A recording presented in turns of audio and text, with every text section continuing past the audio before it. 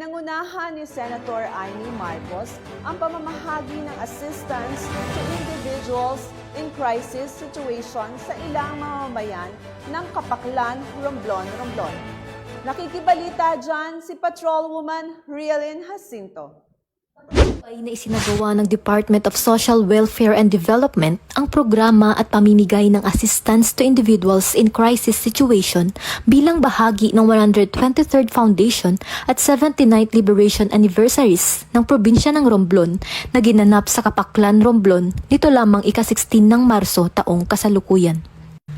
Ang nasabing aktibidad ay pinangunahan ni Senator Amy Marcos bilang panauhing pandangal at bilang malugod na pagtanggap ang mga tauhan ng Romblon Police Provincial Office sa pangunguna ni Police Colonel Jonathan P. Pagio, Provincial Director, ay nagbigay ng foyer honors para sa Senator.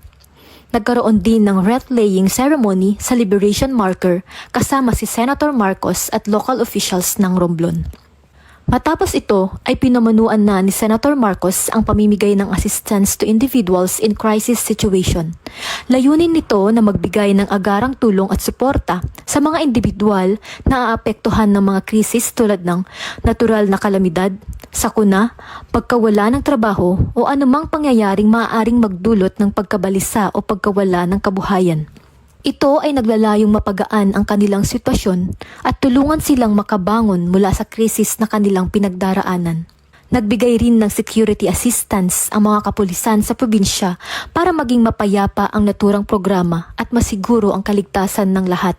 Sa tulong ng iba't ibang ahensya ng pamahalaan, katuwang ang iba pang mga stakeholders, mas paiigtingin pa ng pambansang pulisya ang pagpapatupad ng batas at pagpapanatili ng kaayusan at kapayapaan para sa inaasam na payapa at maunlad na bagong Pilipinas.